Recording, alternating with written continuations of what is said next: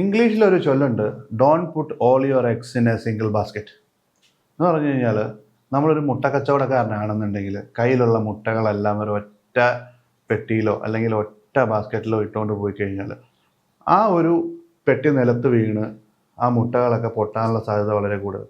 പക്ഷേ നമ്മൾ മൾട്ടിപ്പിൾ ബാസ്ക്കറ്റ്സിലാണ് ഇത് കൊണ്ടുപോകുന്നതെന്നുണ്ടെങ്കിൽ ഒരു ബാസ്ക്കറ്റ് പൊട്ടിയാലും ബാക്കി മുട്ടകളൊക്കെ സേഫായിട്ട് ഇരിക്കാനുള്ള സാധ്യത കൂടുതലാണ്. അപ്പം ഇന്ന് ബിസിനസ്സുകാരെ സംബന്ധിച്ചിടത്തോളം നമ്മൾ കേരളത്തിലെ ബിസിനസ്സുകാരെ പ്രത്യേകിച്ച് സംബന്ധിച്ചിടത്തോളം നമ്മളൊരൊറ്റ പ്രോഡക്റ്റ് ഫോക്കസ്ഡ് ആയിട്ട് മുമ്പോട്ട് പോകുന്ന ബിസിനസ്സുകാരായിരിക്കും. അതിനുള്ളിൽ ഒരു ഡൈവേഴ്സിഫിക്കേഷൻ കൊണ്ടുവരാനോ അല്ലെങ്കിൽ മൾട്ടിപ്പിൾ പ്രോഡക്റ്റ്സ് ഇൻട്രൊഡ്യൂസ് ചെയ്യാനോ നമുക്ക് താല്പര്യം കാണുകയില്ല. കാരണം ഒരു ഒറ്റ പ്രോഡക്റ്റിനെ മാത്രം ഡിപ്പെൻഡ് ചെയ്ത് മുമ്പോട്ട് പോകുന്ന ബിസിനസ്സുകാരായിരിക്കും. എക്സാമ്പിൾ പറയുകയാണെന്നുണ്ടെങ്കിൽ, നമ്മൾ ഒരു ചെറിയൊരു കോക്കനട്ട് വാട്ടർ സെല്ലറാണെന്ന് വിചാരിക്കുക, അല്ലെങ്കിൽ നമ്മളൊരു കരിക്ക് വിൽക്കുന്ന ഒരു വ്യക്തിയാണെന്ന് വിചാരിക്കുക. വേനൽക്കാലത്ത് അടിപൊളി കച്ചവടമായിരിക്കും. ഈ ലോകത്തില്ലാത്തവരെല്ലാം വന്ന് കരിക്ക് മേടിച്ച് കുടിക്കും. ആവശ്യമുള്ളവരും അത്യാവശ്യമുള്ളവരും ആവശ്യമില്ലാത്തവരും എല്ലാം ഗ്യാങ്ങായിട്ട് വന്ന് കരിക്ക് കുടിച്ചിട്ട് പോകുന്ന ഒരു സെനാരിയോ ആയിരിക്കും. പക്ഷേ നിങ്ങൾ മഴക്കാലമായി കഴിഞ്ഞ് കഴിഞ്ഞാൽ നിങ്ങൾ അതേ സെയിൽസ് അവിടെ പ്രതീക്ഷിച്ചുകൊണ്ടിരുന്നു കഴിഞ്ഞാൽ ചിലപ്പോൾ നിങ്ങൾ ഒരു ദിവസം ഒരു കരിക്ക് പോലും വിൽക്കാത്ത ദിവസങ്ങൾ ഉണ്ടാകാനുള്ള സാധ്യതകൾ കൂടുതലുണ്ട്. അതുപോലെ തന്നെയാണ് ഈ ഡൈവേഴ്സിഫിക്കേഷൻ ഇല്ലാത്ത ബിസിനസ്സുകൾക്ക് സംഭവിക്കുന്നത്.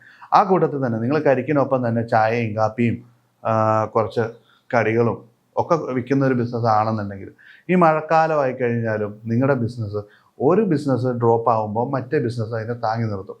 അപ്പോൾ അതാണ് ഈ ഡൈവേഴ്സിഫിക്കേഷൻ്റെ ഏറ്റവും വലിയ ഇമ്പോർട്ടൻസ് എന്ന് പറയുന്നത്. പക്ഷേ ഇന്ന് നമ്മുടെ സമൂഹത്തിൽ നമ്മൾ മൾട്ടിപ്പിൾ ഡൈവേഴ്സിഫിക്കേഷൻ ഒരു ബിസിനസ്സിൽ ഇൻക്ലൂഡ് ചെയ്ത് കഴിഞ്ഞാൽ നമ്മുടെ സമൂഹം അംഗീകരിക്കാനായിട്ടുള്ള സാധ്യത വളരെ കുറവാണ്. കാരണം എന്താ വെച്ചാൽ നമ്മൾ മലയാളികൾ എപ്പോഴും ഒരു പാറ്റേണിൻ്റെ പുറകെ മാത്രം പോകുന്ന ആളുകളാണ്. പക്ഷേ ഈ ഒരു ഡൈവേഴ്സിഫിക്കേഷൻ എന്ന് പറയുന്നത് വളരെ ഇമ്പോർട്ടൻ്റ് ആണ്.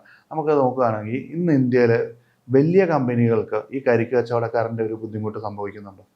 ഇല്ല. ജിയോ എന്ന് പറയുന്ന കമ്പനി, അല്ലെ റിലയൻസ് എന്ന് പറയുന്ന കമ്പനി, ഇവർക്കൊക്കെ എത്ര പ്രോഡക്റ്റ് ഡൈവേഴ്സിഫിക്കേഷൻ ആണുള്ളത്?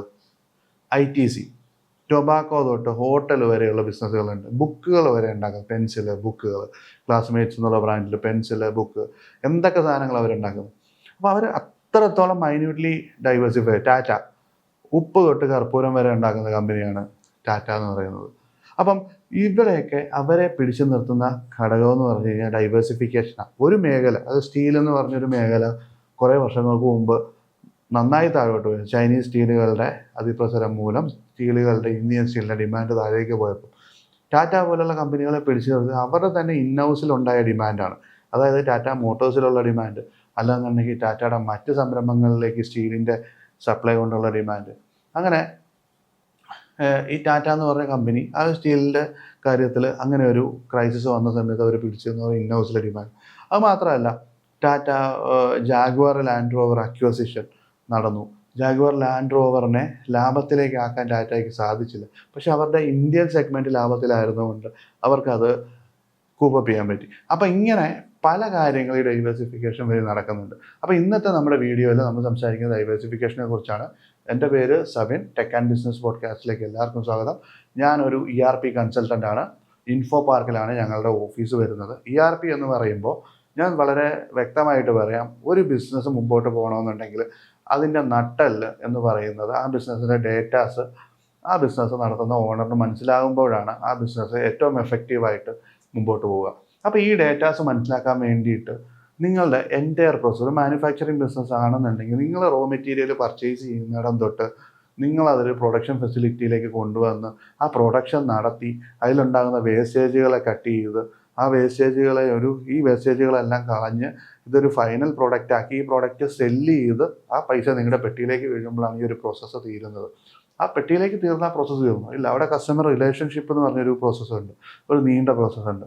കുറേ കാലങ്ങളിലേക്ക് നിങ്ങൾ അവർക്ക് സർവീസസ് കൊടുക്കണം. അപ്പോൾ ഈ പ്രോസസ്സുകളെല്ലാം നമുക്ക് ഒരു ഒറ്റ സിസ്റ്റത്തിലേക്ക് കൊണ്ടുവന്ന് ഇതിനെല്ലാം മാപ്പ് ചെയ്യാൻ സാധിച്ചാലോ, അതിന് വേണ്ടിയിട്ടുള്ള സിസ്റ്റമാണ് ERP എന്ന് പറയുന്നത്.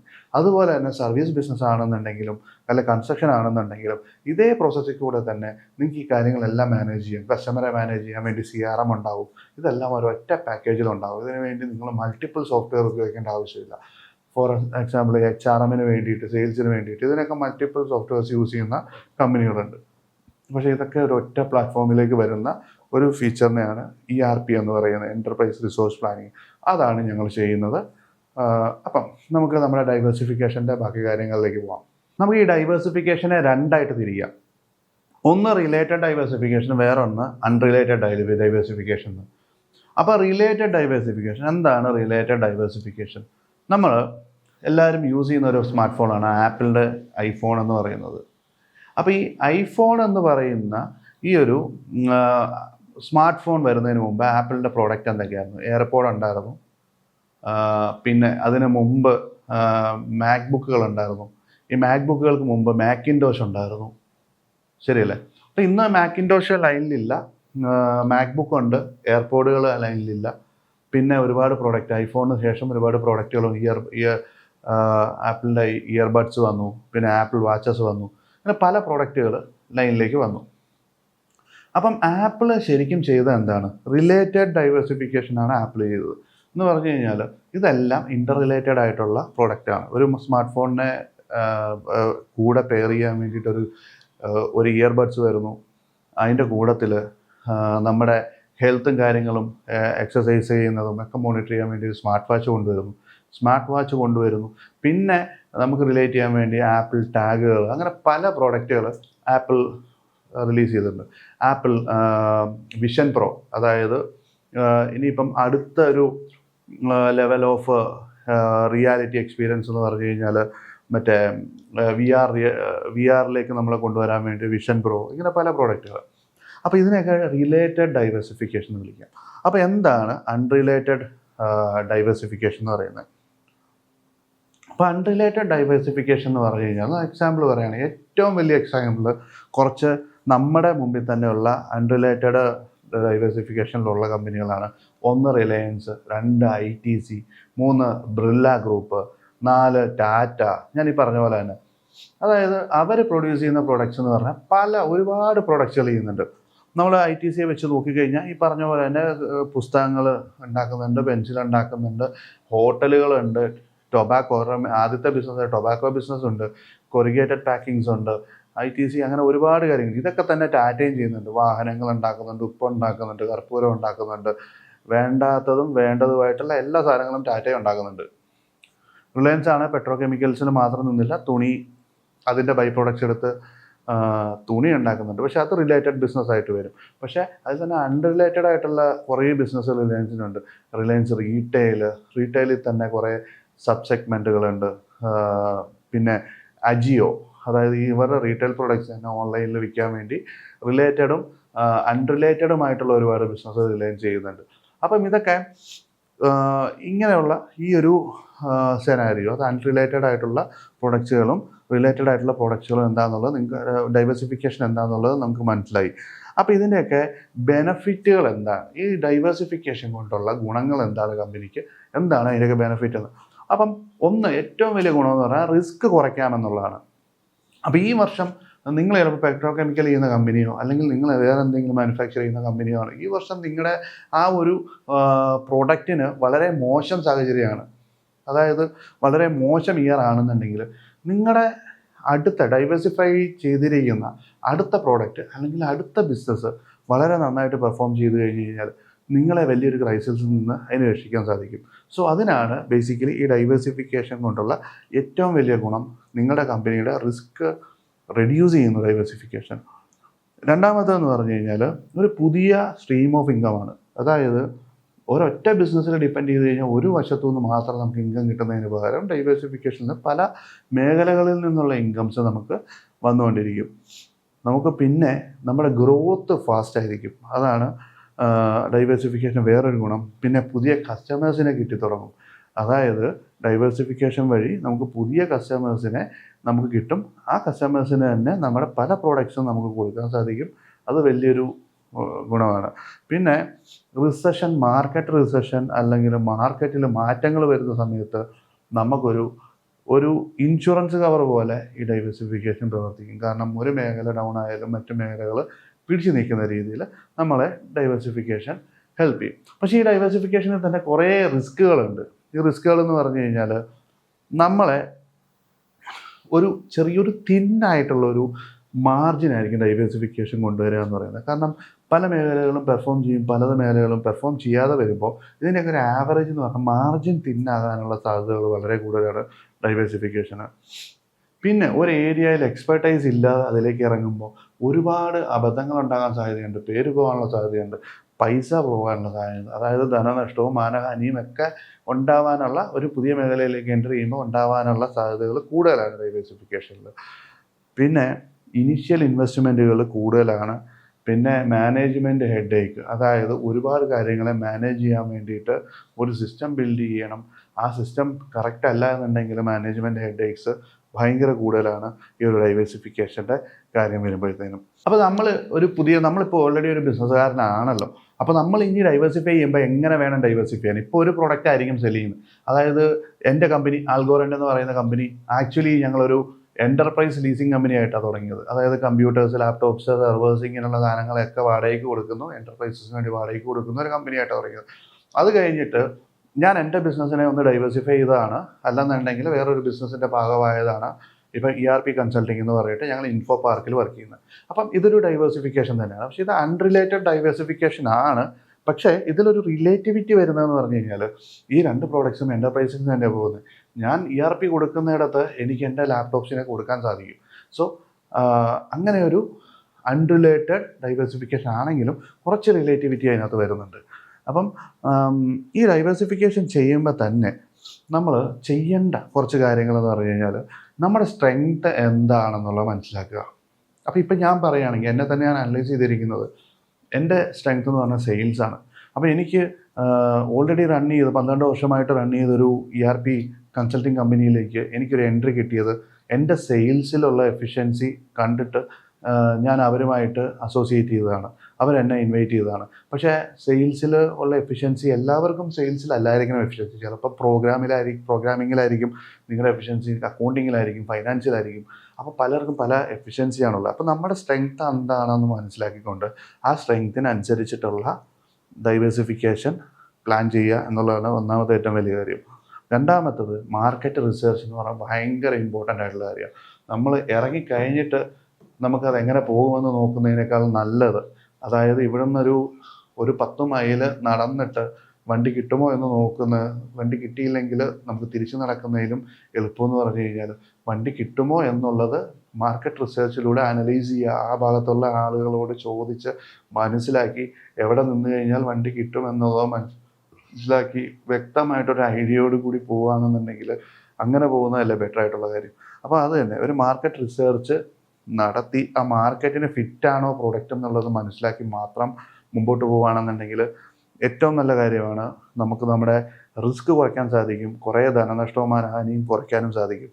ഓക്കെ, അപ്പം നിങ്ങൾ പുതുതായിട്ട് ഡൈവേഴ്സിഫൈ ചെയ്യുന്ന പ്രോഡക്റ്റ് ഫെയിലിയർ ആയിട്ടുണ്ടെങ്കിൽ അതിനെ ഡയറക്റ്റോ ഇൻഡയറക്റ്റോ ആയിട്ട് നിങ്ങൾ എക്സിസ്റ്റിംഗ് ആയിട്ട് ചെയ്യുന്ന ഒരു പ്രോഡക്റ്റിനെ കൂടി ബാധിക്കാനുള്ള സാധ്യത വളരെ കൂടുതലാണ്. അപ്പോൾ അതുകൊണ്ട് തന്നെ അങ്ങനെയുള്ള കാര്യങ്ങളെക്കുറിച്ച് ചിന്തിക്കുന്നത് നല്ലതായിരിക്കും. പിന്നെ തുടങ്ങുമ്പോൾ സ്മോളായിട്ട് തുടങ്ങുക, ഒരു സെറ്റ് ഓഫ് കസ്റ്റമേഴ്സിന് മാത്രം പ്രൊവൈഡ് ചെയ്ത് വളരെ സ്മോളായിട്ട് തുടങ്ങുക. അതായത് എല്ലാ പൈസയും കൊണ്ടുവന്ന്, അതായത് ഈ പറയുന്ന പോലെ തന്നെ എല്ലാ മുട്ടയും ഒരു ബാസ്ക്കറ്റിൽ വെക്കുന്നത്, എല്ലാ പൈസയും കൊണ്ട് അതിലേക്ക് ഇൻവെസ്റ്റ് ചെയ്തിട്ട് ഇതിനകത്തും പൈസയില്ല അതിനകത്തും പൈസയില്ല, അവസാനം എന്താ പറയുക കരഞ്ഞുകൊണ്ട് നടക്കേണ്ട ഒരു അവസ്ഥ ഉണ്ടാവാണ്ടിരിക്കാൻ വേണ്ടിയിട്ട് വളരെ ചെറുതായിട്ട് തന്നെ തുടങ്ങിയിട്ട് അതിനെ സ്കെയിൽ ചെയ്യുന്ന രീതിയിലേക്ക് പ്ലാൻ ചെയ്യുക. പിന്നെ എല്ലാത്തിനെയും സ്ക്രാച്ചിൽ നിന്ന്, ഒരു ഡൈവേഴ്സിഫിക്കേഷൻ തുടങ്ങുമ്പോൾ എല്ലാത്തിനെയും സ്ക്രാച്ചിൽ നിന്ന് ഉണ്ടാക്കിയെടുക്കാൻ ശ്രമിക്കുന്നത്. ചിലപ്പോൾ ആളുകൾക്ക് സ്ക്രാച്ചിൽ നിന്ന് ഞാനത് ഉണ്ടാക്കിയെടുത്തില്ലെങ്കിൽ ബുദ്ധിമുട്ടുള്ള ആളുകളുണ്ട്.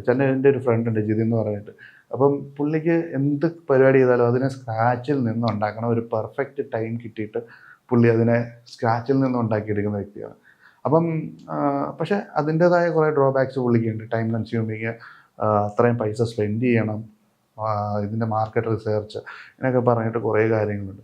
നിങ്ങൾ ഓൾറെഡി എക്സിസ്റ്റിംഗ് ആയിട്ടുള്ള ഒരു സർവീസസിനെ അല്ലെങ്കിൽ എന്തെങ്കിലും ഒരു പ്രോഡക്റ്റിൻ്റെ ബിസിനസ്സിനെ നിങ്ങൾ മേടിച്ചാലും അതൊരു ഡൈവേഴ്സിഫിക്കേഷനാണ്. അപ്പോൾ ഓൾറെഡി പ്രൂവൺ മാർക്കറ്റ് ഉണ്ട്, അവിടെ പ്രൂവൺ കസ്റ്റമേഴ്സ് ഉണ്ട്. അതിനെ മേടിച്ചുകൊണ്ട് നിങ്ങൾക്ക് ഡൈവേഴ്സിഫൈ ചെയ്യാൻ പറ്റിയല്ലേ. അപ്പം അത് എല്ലാത്തിനെയും സ്ക്രാച്ചിൽ നിന്ന് ഉണ്ടാക്കാൻ ശ്രമിക്കാതെ, സ്ക്രാച്ചിൽ നിന്ന് ഉണ്ടാക്കേണ്ട സാധനങ്ങളെ മാത്രം സ്ക്രാച്ചിൽ നിന്ന് ഉണ്ടാക്കി ബാക്കിയുള്ളതിനെ നിങ്ങൾ മേടിക്കാൻ ശ്രമിക്കുകയാണെങ്കിൽ ഏറ്റവും ബെറ്റർ ആയിട്ടുള്ള ഐഡിയ ആണ്. പിന്നെ ആ പുതുതായിട്ട് ഡൈവേഴ്സിഫൈ ചെയ്തതിൻ്റെ നമ്പേഴ്സിനെ മന്ത്ലി, വീക്ക്ലി, മന്ത്ലി, ഇയർലി നന്നായി ട്രാക്ക് ചെയ്യുക. അതിൻ്റെ ഇമ്പ്രൂവ്മെൻറ്റ്സ് എങ്ങനെ കൊണ്ടുവരാൻ പറ്റും എന്നുള്ളതിന് അനലറ്റിക്സ് ചെയ്യുക.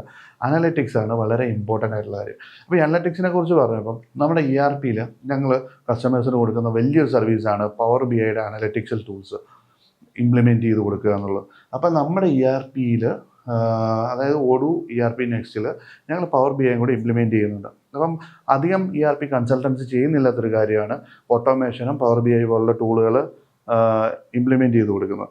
അപ്പം ഇത് ഇംപ്ലിമെൻറ്റ് ചെയ്യുമ്പോൾ ഉള്ള ഗുണമെന്ന് പറഞ്ഞു കഴിഞ്ഞാൽ, നമുക്കൊരു കഥാപുസ്തകം വായിക്കുന്നത്, ബാലരമ, പൂമ്പാറ്റ ഇങ്ങനെയുള്ള കഥാപുസ്തകങ്ങളൊക്കെ വായിക്കുമ്പോൾ നമ്മൾ എത്ര കാം ആൻഡ് ക്വയറ്റ് ആയിട്ടിരുന്ന് വായിക്കുന്നു, അതുപോലെ ഒരു ബിസിനസ് ഓണേഴ്സിനോ അല്ല മാനേജേഴ്സിനോ അവരുടെ ഡാഷ്ബോർഡിൽ ബിസിനസ്സിൽ എന്ത് നടക്കുന്നു, അതായത് പ്രൊഡക്ഷൻ എത്ര നടന്നു, എത്ര പ്രൊഡക്ഷൻ കപ്പാസിറ്റി ഉണ്ട്, പ്രൊഡക്ഷൻ കപ്പാസിറ്റിയിൽ എത്ര % യൂസ് ചെയ്തു, ഫൈനാൻസ് എത്രയുണ്ട്, ഈ മാസത്തെ പ്രോഫിറ്റ് എത്ര, കഴിഞ്ഞ മാസത്തെ പ്രോഫിറ്റ് എത്ര, 10 വർഷം കൊണ്ട് നമ്മൾ ബിസിനസ്സിൽ ക്രിയേറ്റ് ചെയ്തിരിക്കുന്ന വാല്യൂ എന്താണ്, A to Z കാര്യങ്ങൾ, റോ മെറ്റീരിയൽ വേസ്റ്റേജ് എത്ര, ഇങ്ങനെയുള്ള കാര്യങ്ങളൊക്കെ ഈ ഒരു ഡാഷ്ബോർഡിൽ കിട്ടും. അപ്പം ഇതിനെയൊക്കെ നമ്പേഴ്സായിട്ട് നോക്കിക്കഴിഞ്ഞ് കഴിഞ്ഞാൽ ഈ നമ്പേഴ്സുകളെല്ലാം നമ്മൾ സെപ്പറേറ്റ് ആയിട്ട് അനലൈസ് ചെയ്യുന്നതിനും നല്ലത് ഇതിനൊക്കെ ഒരു ഒറ്റ ഡാഷ്ബോർഡായിട്ട് കിട്ടിക്കഴിഞ്ഞാൽ നമുക്ക് എത്ര സിമ്പിളായിട്ട് ഈ കാര്യം മനസ്സിലാവും. എവിടെ മാറ്റങ്ങൾ വരേണ്ട സ്ഥാനങ്ങളെ നമുക്ക് കണ്ടെത്തിക്കൊണ്ട് അവിടെ മാറ്റം വരുത്താൻ എളുപ്പമല്ല. അപ്പോൾ അതിനുവേണ്ടി പവർ BI പോലുള്ള ഡാഷ്ബോർഡുകൾ, അനലറ്റിക്കൽ ടൂളുകൾ ഉപയോഗിക്കാം. അപ്പോൾ ഇതൊക്കെ ഞങ്ങൾ ചെയ്തു കൊടുക്കുന്ന കാര്യങ്ങളും കൂടിയാണ്, അതുകൊണ്ടാണ് പറഞ്ഞത്. അപ്പോൾ ഇതിനൊരു കൺക്ലൂഷനിലേക്ക്, ഈ ഒരു വീഡിയോയുടെ കൺക്ലൂഷനിലേക്ക് പോവുകയാണെന്നുണ്ടെങ്കിൽ, നമ്മളൊരു സ്റ്റാർട്ടപ്പ് ഓണറോ അല്ലെങ്കിൽ സ്റ്റാർട്ടപ്പ് ഫൗണ്ടറോ ആണെന്നുണ്ടെങ്കിൽ നമ്മൾ എപ്പോഴും ഈ വലിയ കമ്പനികളുടെ ആ ഒരു റൂട്ട് ഫോളോ ചെയ്ത് വേണം, അല്ലെങ്കിൽ അവരെ കോപ്പി ചെയ്യാൻ പറ്റുമെങ്കിൽ അങ്ങനെ കോപ്പി ചെയ്ത് വേണം നമ്മൾ നമ്മുടെ ബിസിനസ്സിൻ്റെ ഒരു സ്ട്രക്ചർ ക്രിയേറ്റ് ചെയ്യാൻ വേണ്ടിയിട്ട്, അല്ലെങ്കിൽ ഡൈവേഴ്സിഫിക്കേഷൻ ക്രിയേറ്റ് ചെയ്യാൻ വേണ്ടിയിട്ട്. എന്ന് പറഞ്ഞു കഴിഞ്ഞാൽ നമ്മളൊക്കെ ഒരൊറ്റ പ്രോഡക്റ്റ് കൊണ്ട് ഒരിക്കലും നമുക്ക് വലിയ മാറ്റങ്ങൾ ഉണ്ടാക്കാനോ അല്ലെങ്കിൽ കീഴ്മ മറിക്കാനോ സാധിക്കുകയില്ല. 3M പോലുള്ളൊരു കമ്പനി 10,000 പ്രോഡക്റ്റുകളുള്ള കമ്പനിയാണ്. അത് വലിയൊരു ഡൈവേഴ്സിഫിക്കേഷനാണ് അവരതിനകത്ത് ചെയ്തിരിക്കുന്നത്. അപ്പം അതുപോലെ നമുക്ക് ഡൈവേഴ്സിഫൈ ചെയ്യാൻ വേണ്ടിയിട്ട് ഉള്ള മാർഗ്ഗങ്ങൾ മാക്സിമം തിരയുക. നമ്മുടെ ഈ ബിസിനസ്സിന് എവിടെയെങ്കിലും ഒരു ചെറിയ സ്ക്രാച്ച് സംഭവിച്ചു കഴിഞ്ഞാൽ അടുത്ത ബിസിനസ്സിനെ കൊണ്ട് അത് മെയിൻറ്റെയിൻ ചെയ്യാൻ പറ്റുന്ന രീതിയിൽ നമുക്ക് ചെയ്യാൻ പറ്റുമോ എന്നുള്ളത് എപ്പോഴും വ്യക്തമായിട്ട് ആലോചിച്ച് ചെയ്യേണ്ട ഒരു കാര്യമാണ് ഡൈവേഴ്സിഫിക്കേഷൻ. പക്ഷേ വളരെ സൂക്ഷിച്ച് ചെയ്യേണ്ട ഒരു കാര്യം കൂടിയാണ് ഡൈവേഴ്സിഫിക്കേഷൻ. Thank you.